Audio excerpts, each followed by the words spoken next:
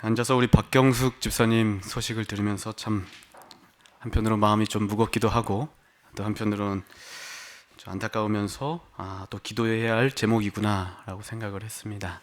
저 또한 있는 곳에서 또 가정에서 또 우리 집사님을 위해서 기도할 뿐만 아니라 우리 무등교회 성도님들을 위해서도 또 간절히 또 기도하는 종이 되도록 하겠습니다. 이번 한 주가 저도 좀 많이 분주한 것 같아요. 그래서 이번 주부터 저희가 이제 대신방 기간이어서요.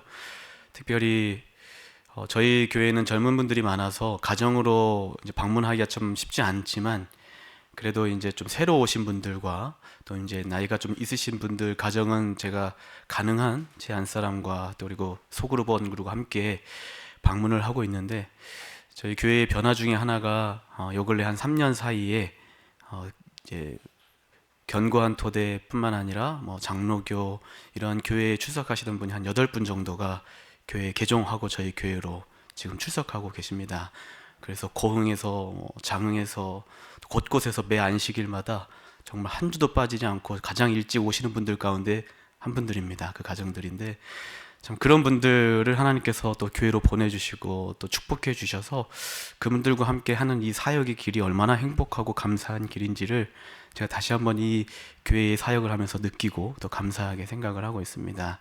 그래서 그런 분들을 이제 신방하고 또 말씀을 나누고 또 신방 가서 잠깐 말씀을 전하는데 그분들은 그 말씀을 경청하기 위해서 얼마나 그 낮은 자세로 겸손한 자세로 그 준비를 잘 하고 계시는지 제가 뭐라고 아마 저를 보고 하는 것이 아니라 또 제가 또 섬기고 믿는 그 하나님을 의지하는 마음으로 신뢰하는 마음으로 또 그러한 마음으로 또 이렇게 잘 대접하고 정성스럽게 이렇게 환영해 주지 않았나 그렇게 생각을 하는데요.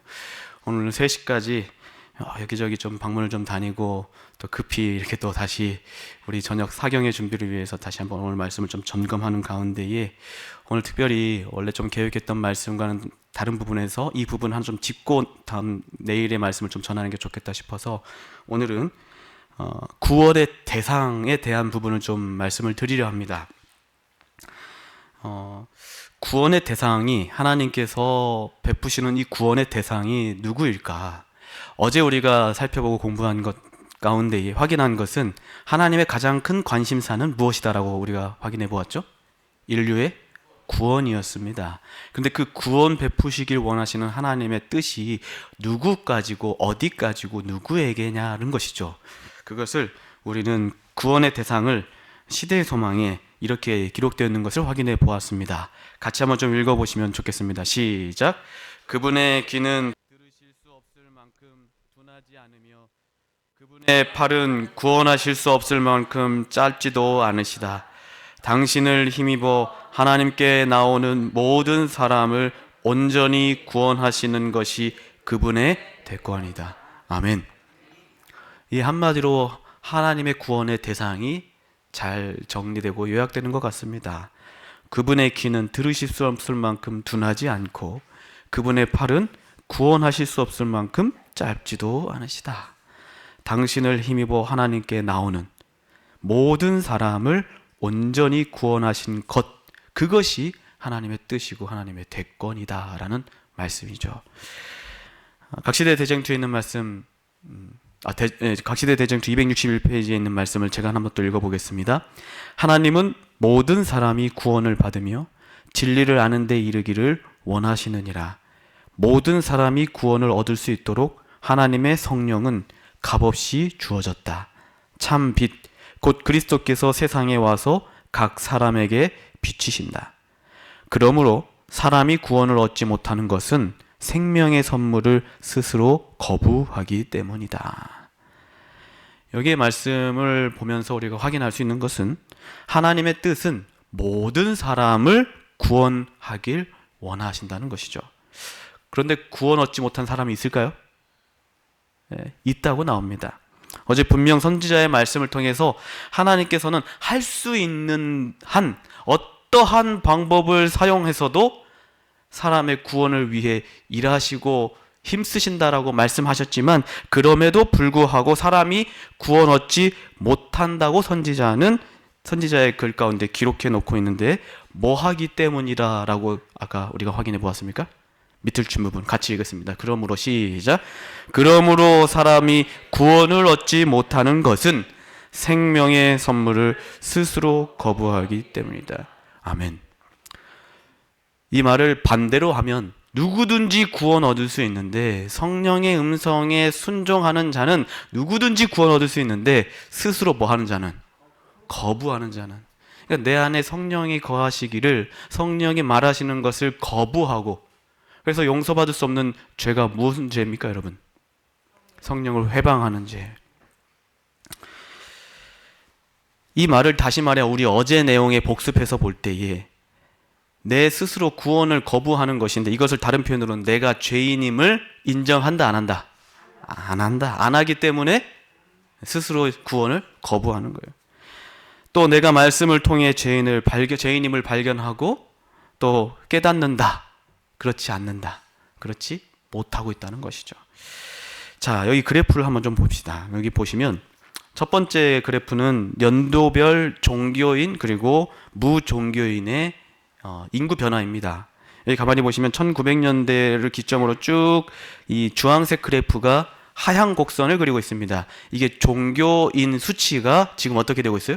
줄어들고 있고, 무종교인 수치는 점점 어떻게 되고 있습니까? 파란색 그래프 올라가고 있습니다. 자, 두 번째 그래프는 각종 종교들, 개신교, 불교, 카톨릭의 인구 변화를 추이를 지금 나타낸 그래프입니다.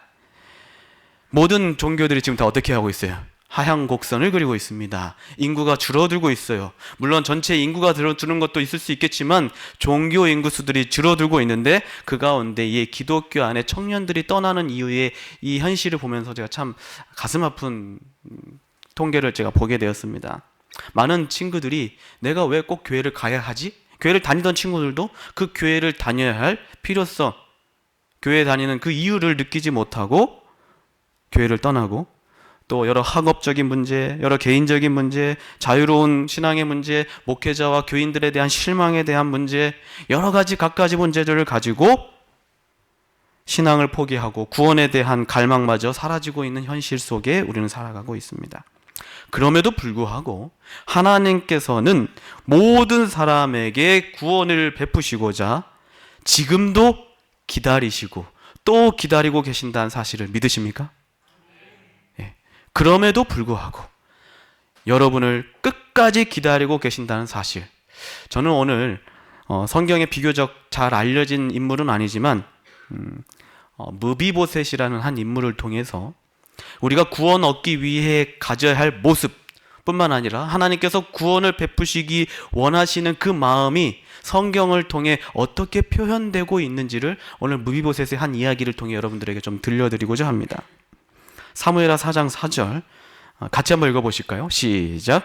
사울의 아들 요나단에게 절뚝발이의 아들 하나가 있으니 이름은 무비보셋이라.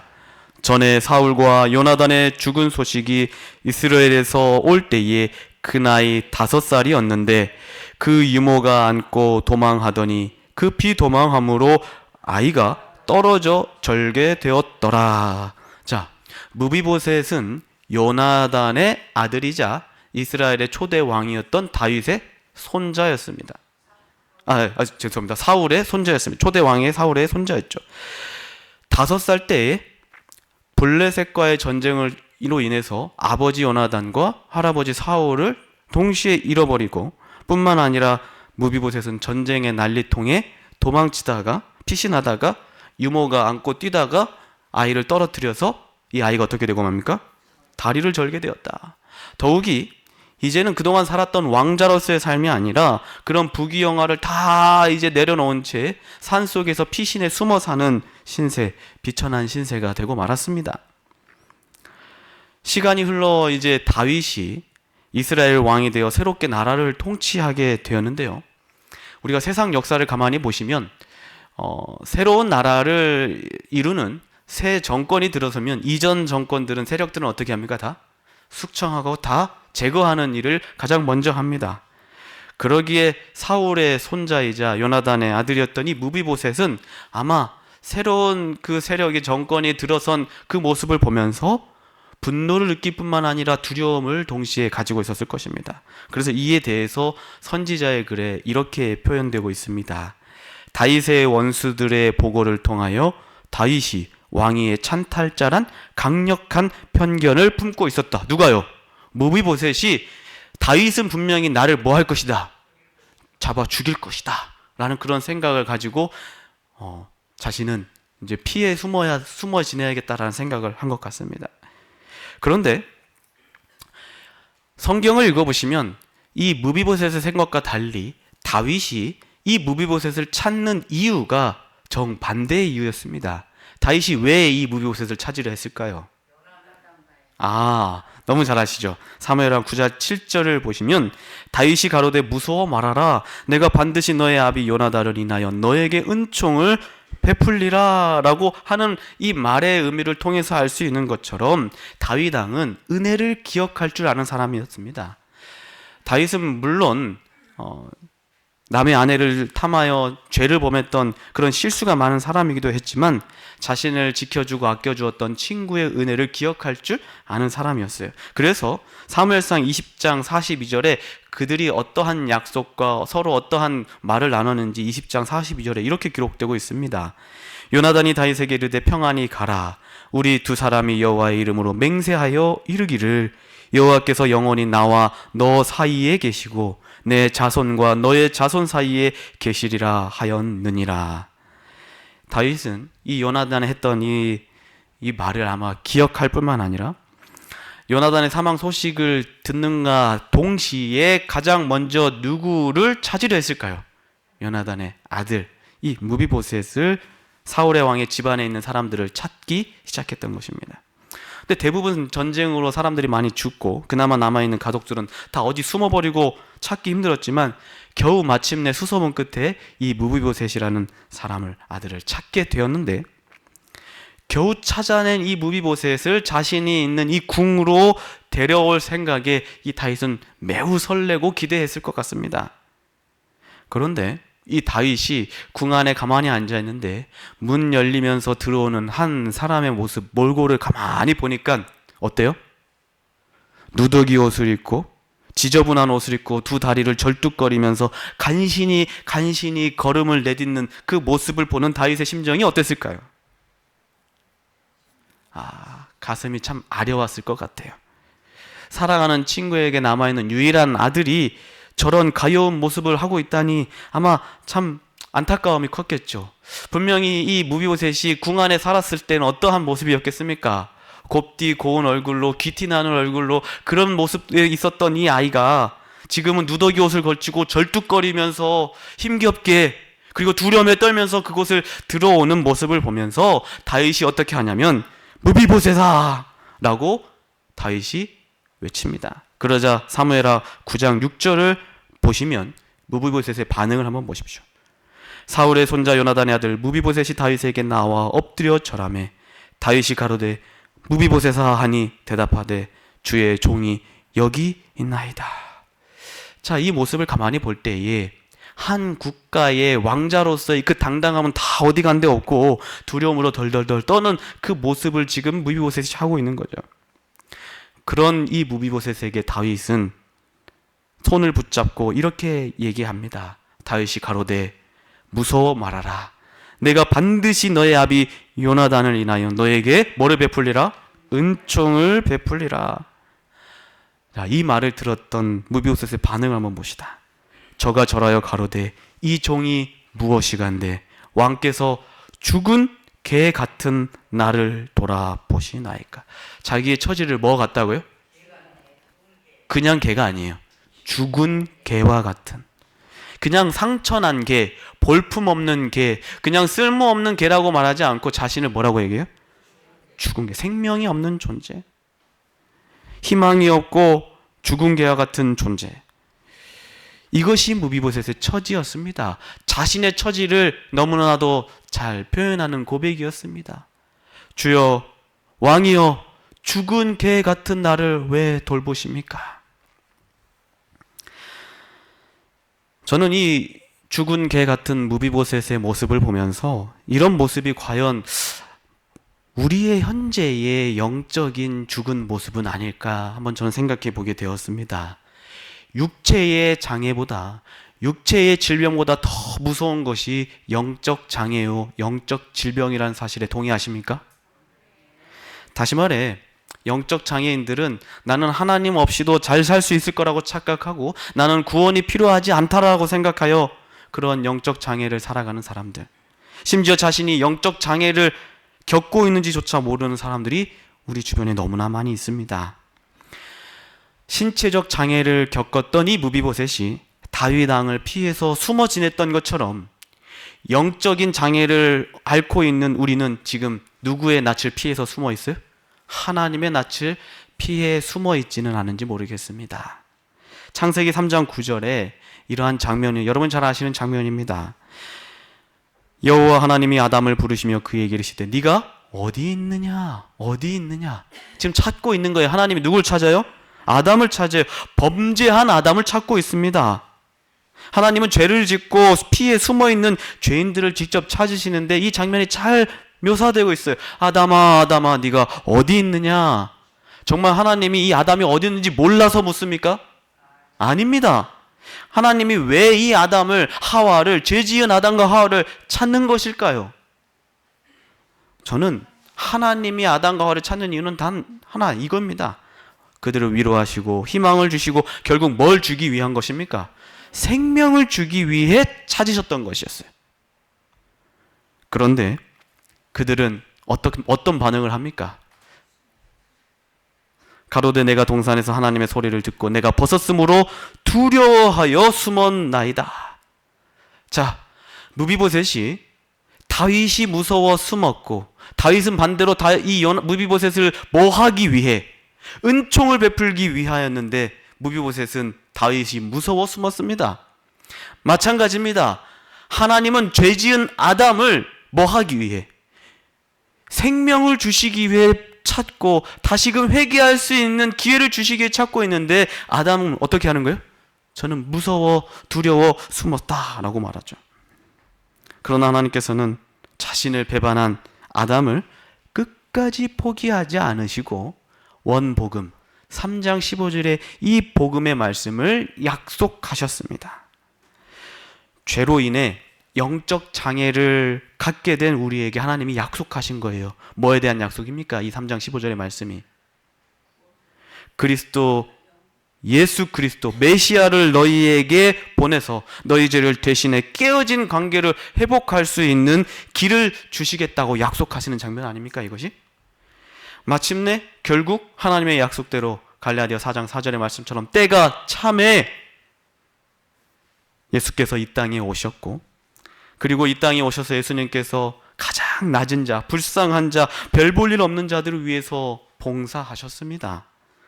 모든 것을 아낌없이 주시고 언제나 당신을 만나기 위해 찾아오는 사람에게 친절함과 미소로 대해 주셨습니다. 뿐만 아니라 그분께서는 십자가에 달려서 당신의 뭐까지 우리에게 주셨죠?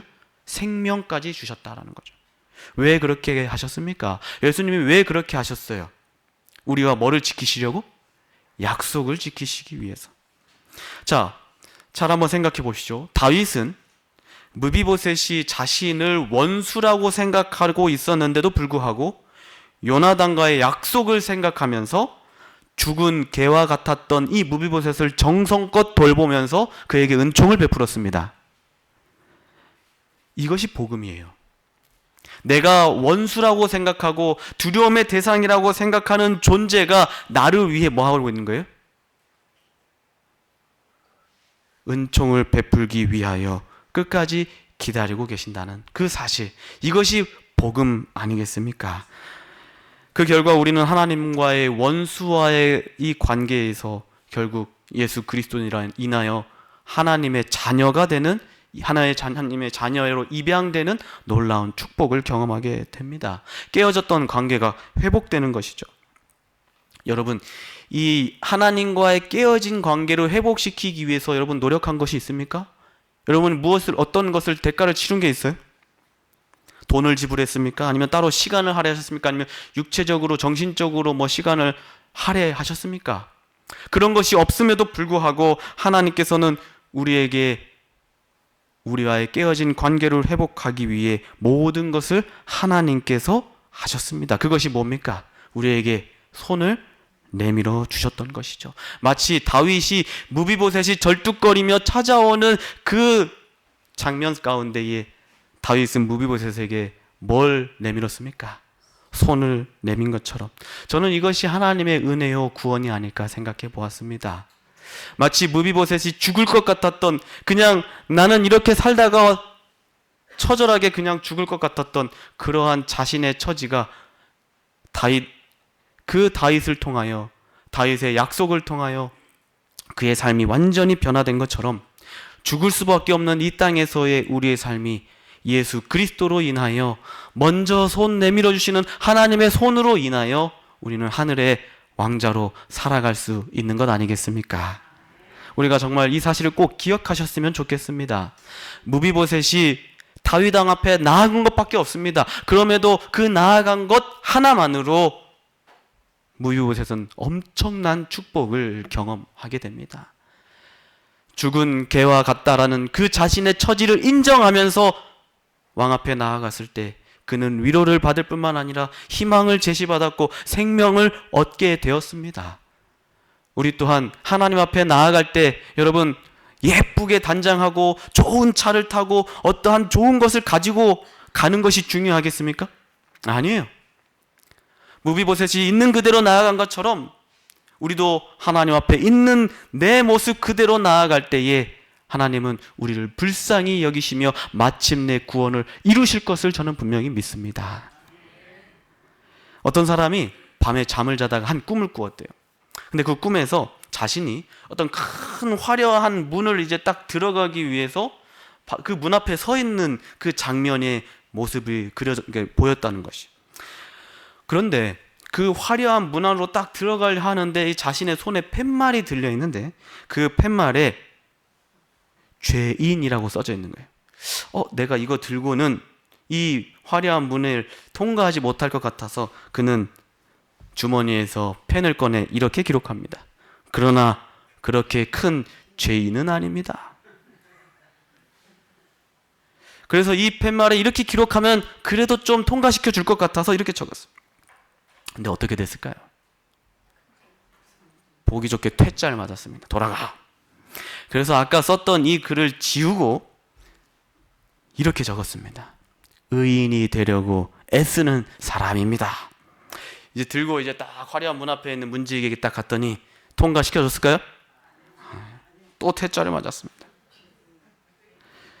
그래서 이렇게 기록해야겠다. 나는 구원받을 수 없는 쓸모없는 죄인입니다. 이렇게 쓰고 딱 들어가니까 어때요?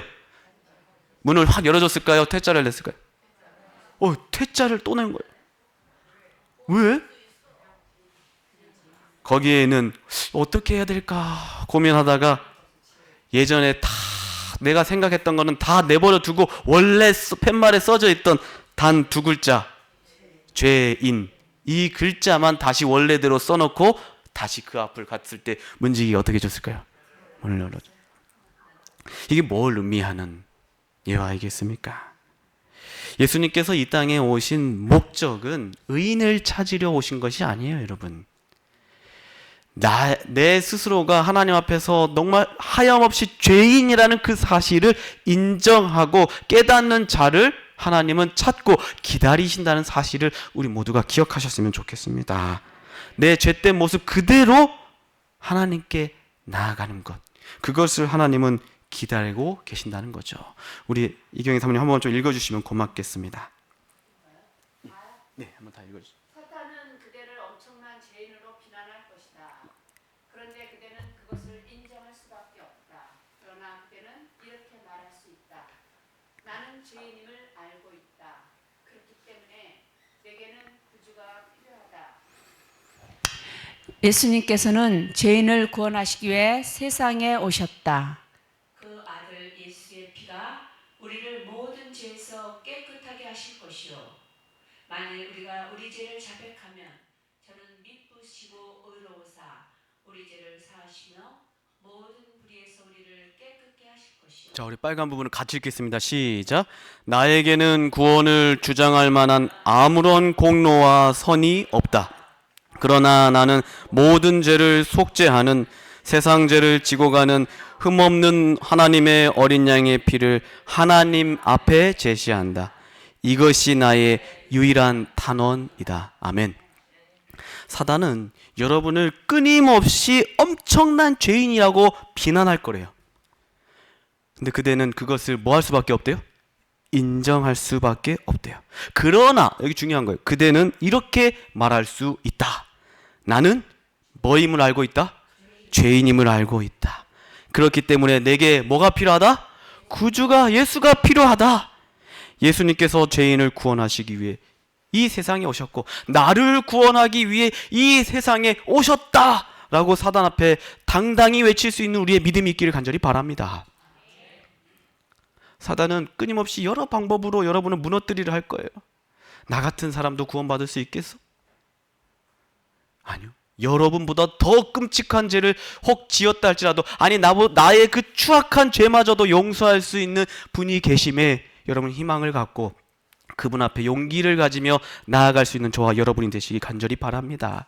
그럼 오늘 우리에게 지금 이 순간 우리에게 필요한 것은 무엇일까?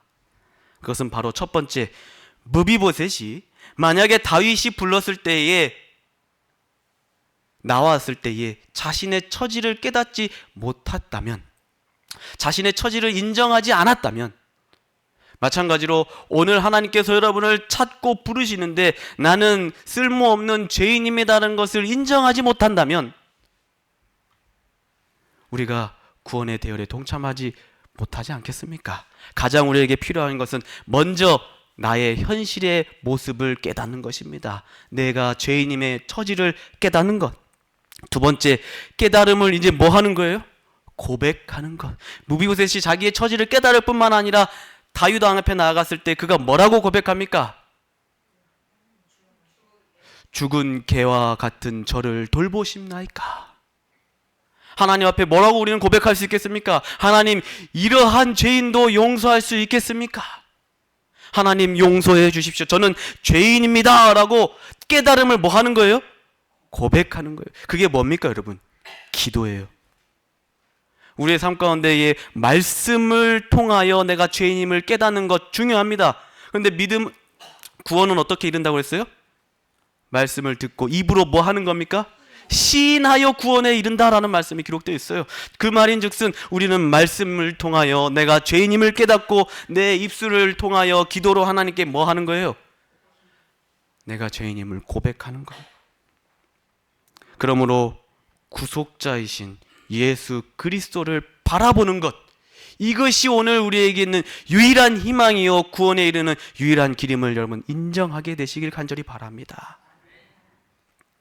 모든 것을 얻고도 이 구원을 놓친다면 얼마나 허망한 것이 되겠습니까?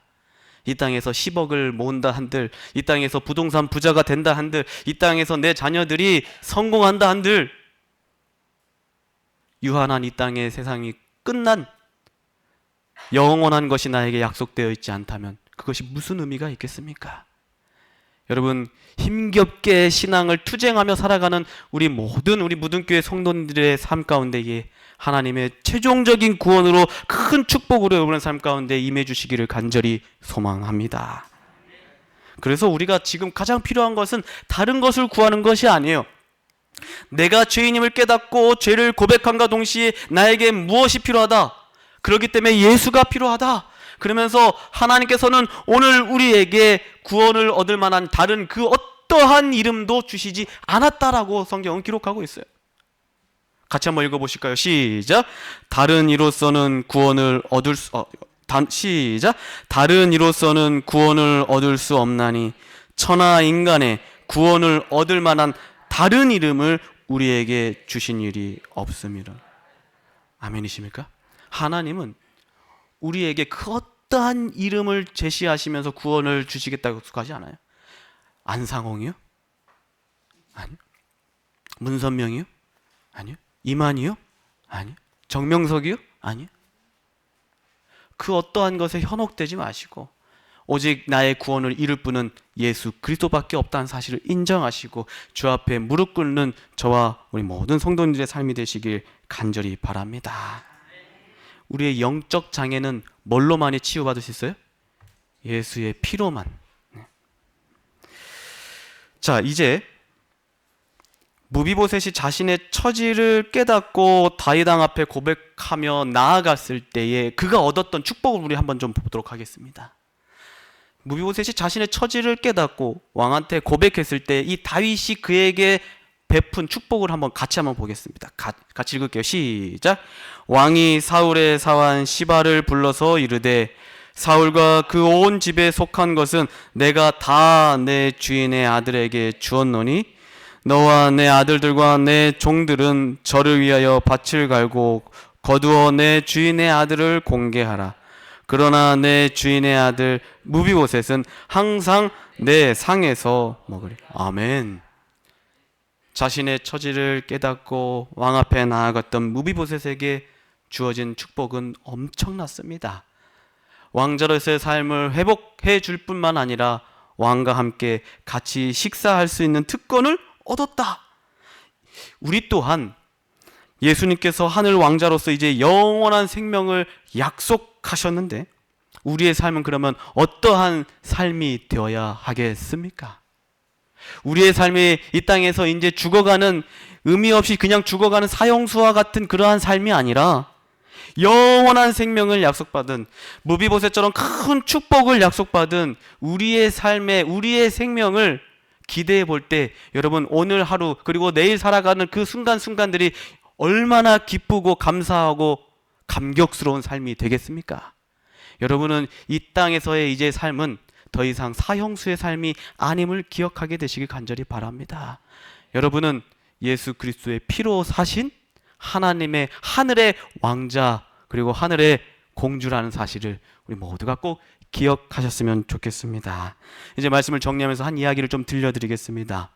어떤 사람이 큰 죄를 짓고 사형 선고를 받고 이제 죽을 날만 기다리고 있었는데 한 어린 딸이 있어서 그 딸을 불러놓고 마지막 면회 시간에 그 딸을 불러놓고 자신의 지난 날들을 반성하면서 자신의 딸에게 이렇게 말합니다. 사랑하는 내 딸아, 이제 너 혼자만 이 땅에 남겨둘 나의 그 모습을 보니 너무 미안하고 또 송구하구나. 내 딸아, 사랑한다, 사랑한다. 이 마지막 말을 남겼을 때의 이 딸의 반응은 아니에요 아버지, 저는 그래도 아버지가 어떠한 죄인이어도 저는 아버지를 사랑합니다. 마지막 면회 시간이 다 끝나갈 무렵에 간수들에 의해서 그 끌려나가는 그 딸의 모습을 보면서 주변에 있는 사람들이, 많은 사람이 눈물을 흘렸습니다. 이 사형수는 이제 다음 날이 되면, 아침이 되면 종이 울리면 이제 사형 교수형이 처하게 되는 상태에 놓이게 되었습니다. 그래서 이 딸이 내 아버지, 사랑하는 아버지를 살릴 수 있는 방법이 무엇이 있을까? 그래서 그 아침에 종을 치는 이 종지기를 찾아가서 할아버지에게 이렇게 얘기합니다. 할아버지, 내일 아침 제발 새벽 종을 치지 말아주세요. 할아버지가 종을 치면 저희 아버지가 죽게 됩니다. 할아버지, 제발 우리 아버지 한 번만 살려주세요. 그러자 이 할아버지가 뭐라고 대답했을까요? 얘야, 나도 어쩔 수 없구나. 만약 내가 종을 치지 않는다면 나까지도 살아남을 수 없단다. 미안하구나. 결국 그토록 맞이하고 싶지 않았던 다음 날이 밝았고 종지기 이 노인은 무거운 마음으로 종탑 밑으로 가서 이 줄을 힘껏 당기기 시작했습니다. 그런데 종을 아무리 세게 당겨도 종이 울리지 않는 거예요. 있는 힘껏 당겨도 종소리가 울리지 않았어요. 그러자 사형 집행관이, 아이, 종지기 지금 뭐 하는 거야? 빨리 종을 치라는데 왜 안 쳐? 그러자 이 집행관이 와서 이 노인을 밀치며 자신이 더 세게 이 종을 치려고 줄을 잡아당겼습니다. 그럼에도 소리가 들리지 않자 이것을 이상하게 여긴 이 집행관과 노인은 둘이 종탑에 올라가 보았는데 그 올라갔을 때에 거기에 어떠한 모습을 보게 됐을까요? 딸아이가 그 종의 추에 자신의 몸을 묶어가지고 그 종이 울리지 않기를 바라는 마음으로 그 추를 꼭 껴안고 있으면서 죽어있는 모습을 발견하게 됩니다. 그날 이 나라에서 아버지의 목숨을 대신해 죽은 이 소녀의 지극한 효성에 감동해 이 사형수의 형벌을 면해주는데, 피투성이가 된 어린 딸을 부둥켜 안고 슬피 우는 그 아버지의 처절한 모습, 그 모습을 보면서 많은 사람들이 함께 울었습니다. 여러분, 저는 이 이야기를 통해 여러분에게 드리고자 하는, 여러분, 이 사형수였던 아버지가 피투성이가 된 이 딸을 보면서 자신이 대신 삶을 살게 된 그 삶을 여러분 어떻게 살아가겠습니까? 삼육대학교에 보면, 삼육대 신학관 앞에 보면 고 전기석 목사 추모비가 있습니다. 그 추모비는 이 젊은 그 목사가 원주에 봉사대를 아이들을 데리고 갔을 때에 그 지역에 있는 아이들과 함께 물놀이를 하다가 이 아이들이 물에 떠내려가는 모습을 보고 이 목사님이 직접 물에 뛰어들어 이 아이들을 건져내고 본인은 힘이 빠져서 그대로 물속에 잠겨 죽고 말았습니다. 그 순간 희생을 기리기 위해서, 기억하기 위해서 삼육대 신학관 앞에 고 전기석 목사의 추모비를 세웠습니다. 많은 신학생들이 그 곳을 지나며 그 목사의 희생, 나의 생명보다 남을 더 귀히 여기는 그 모습, 여러분 한번 생각해 보십시오. 그 목사님의 손에 구함받았던 그 사람들의 삶이 어떠한 삶을 살았겠습니까? 이 추에 자신의 딸이 죽음을 모습을 보면서 자기 아버지의 그 앞으로의 삶은 여전히 죄를 짓고 그러한 모습으로 살아갔겠습니까? 여러분 한 사람 한 사람을 위해서 예수님께서 2000년 전에 이 땅에 오셔서 십자가에서 피를 흘리셨다는 사실, 이제 너무 무뎌지고 너무 식상해서 그것이 나와 무슨 상관이야, 그렇게 혹 생각하고 있지는 않으십니까? 우리에게 가장 큰 선물은 죄인인 우리를 구원하시는 데 있다는 사실을 우리 모두가 인정하시고 기억하게 되시길 간절히 바랍니다. 여러분을 위해서 온갖 수모와 모욕과 손가락질을 당하면서도 끝까지 그곳에서 내려오지 않으시고 대속을 이루셨음에 여러분 감사하게 되시길 간절히 바랍니다. 이제 말씀을 정리하면서, 하나님께서 우리를 향한 구원의 대상, 그 구원의 대상이 누구인가를 살펴보면 그 하나님의 간절한 마음을 우리는 확인해 볼 수 있어요. 하나님은 모든 사람이 구원을 받으며 진리를 아는 데 이르길 원하신다. 모든 사람이 구원을 얻을 수 있도록 하나님의 성령은 지금도 값없이 부어지고 있다는 거예요. 참빛 곧 그리스도께서 세상에 와서 각 사람에 비춰주시고 계십니다. 그런데 중요한 사실, 구원을 얻지 못하는 안타까운 영혼들이 지금 이 순간에도 혹 여기에서도 있을 수 있다는 사실이에요. 우리가 그분을 필요하지 않는다면요. 그러므로 구원 얻기를, 그 은혜를 거절하지 않게 되시길 간절히 바랍니다. 생명의 선물, 여러분에게 주실 수 있는 가장 값지고 고귀한 선물을 우리 모두가 다 얻게 되시길, 감사함으로 얻게 되시길 간절히 바랍니다. 근데 여러분 혹시 아십니까? 하나님의 구원의 대상은 모든 사람을 구원하길 원하는 데 있다라고 기록되어 있는데, 또 시대의 소망의 말씀을 읽어보니까요, 그 모든 사람이라는 표현이 아닌 반대적 표현으로 단 한 사람이라는 표현을 제가 찾게 되었습니다. 같이 한번 읽어보실까요? 시작. 그리스도에게 자신을 바친 영혼은 그가 보시기에 온 세계보다도 더 귀중하다. 한 사람을 구원하여 그의 왕국으로 인도하기 위해서라도 구주께서는 갈바리의 고통을 당하셨을 것이다. 아, 놀라운 사실 아닙니까? 여러분, 모든 사람을 구원하기 원하는 하나님의 뜻이 있지만 만약 단 한 사람만이라도 구원하기 위해서 예수 그리스도는 갈바리의 희생을 하셨을 것이라는 거예요. 여러분, 단 한 사람을 구원하기 위해서도 하나님은 지금도 일하고 계신다는 사실이에요. 예수께서는 당신께 위하여 죽으신 사람은 단 하나도 결단코 버리지 않으실 것이다. 그의 추종자들이 그를 떠나기로 결정하지 않는 한 그는 그들을 꼭 붙잡을 것이다. 하나님이 여러분을 지금도 붙잡고 계십니다. 성령 하나님께서 여러분의 마음 가운데에 세민한 음성으로 여러분에게 말씀하실 때에 붙잡는 그 손길을 거절하지 않게 되시길 간절히 바랍니다. 내 스스로가 하나님을 거절하는 순간 우리는 구원의 대열에서 멀어지고 마는 것이에요. 한 사람이라는 그 복음성가 찬양이 있어요. 뭐 여러분 부르진 않겠습니다. 그런데 이 가사를 여러분에게 잘 한번 읽어드리고 이제 좀 마치려 합니다. 이 세상에 구원받아야 할 사람이 만일 나 하나뿐이었다 할지라도 오직 나 하나만을 위하여 십자가 지시고 걸어가셨을 오직 한 사람, 주를 위해 세운 위대한 계획보다 부흥일을 어떠한 화려한 방법보다 주님 눈물이 흘러가는 곳으로 내 눈물도 함께 흐르며 주만 섬기리. 이 세대를 향한 아버지의 마음을 잃어버린 한 사람, 주께 돌아오는 것, 주님이시라면 마땅히 가셨을 그곳으로 그토록 찾으시던 천하보다 귀한 한 사람에게로. 여러분, 구원받을 한 사람, 그 한 사람이 여러분이 되시길 간절히 바랍니다. 하나님과의 맺었던 그 첫사랑을 기억하시면서 내가 죄인임을 고백하며 침례를 통하여 만인 앞에서 내가 죄인임을 고백하며 하나님의 자녀가 되기로 결심한 그 구원이 이루어지기 시작한 그 순간부터 매일의 삶 가운데의 구원을 이루어가며 마침내 최종적 구원을 이룰 수 있는 우리 모든 무등교회 성도님들이 되시길 간절히 소망합니다. 오늘 이 시간 이곳에 계신 모든 성도님들이 나의 하나님께서, 우리의 하나님이 아니에요, 여러분의 하나님께서, 나의 하나님께서 죽은 개와 같은 죄인인 나를 위해 행하셨고 또 나를 위해 지금도 행하시며 앞으로 또 나를 위해 행하실 그 위대한 구원의 섭리를 매일 매순간 발견하시고 경험하게 되시길 간절히 소망합니다. 그러면 이 구원을 매일같이 이루어지는 것을 발견하고 경험하는 사람은 삶의 모습과 표정과 말들이 어떨까요, 여러분? 어떨 것 같습니까?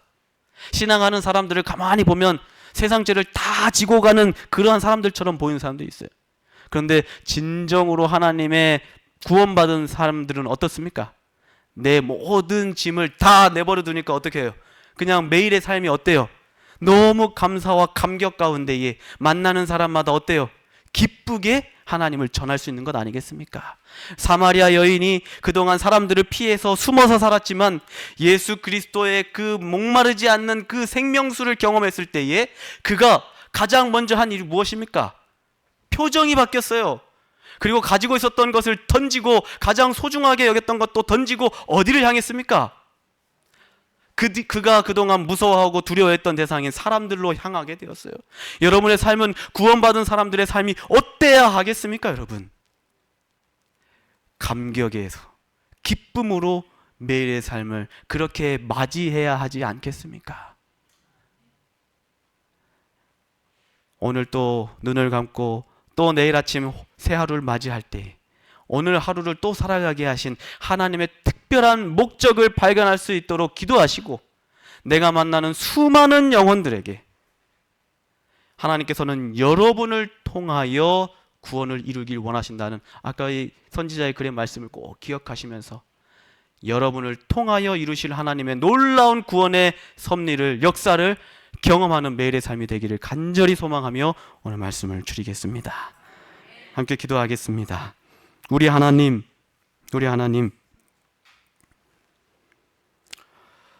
죽을 수밖에 없는 이 영혼을 구원하기 위하여 예수 그리스도 독생자를 이 땅에 보내시고 그 피로 인하여 우리를 영원한 생명에 이를 수 있는 길을 제시하여 주신 그 은혜를 인하여 감사를 드립니다.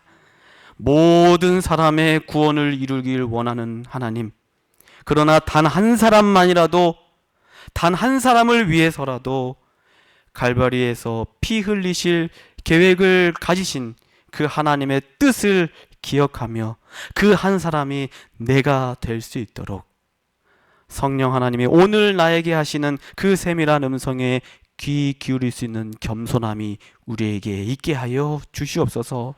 나의 의지와 나의 뜻대로 살아가는 사람들이 아닌 내 속에, 내 안에 살아계신 성령 하나님의 음성과 동행하심으로 이 세상을 담대히 이기며 살아갈 수 있는 주의 백성들 되게 하여 주시옵기를 사랑과 은혜가 충만하신 예수님 귀하신 의지하여 이 모든 말씀 간절히 기도 올리옵나이다. 아멘.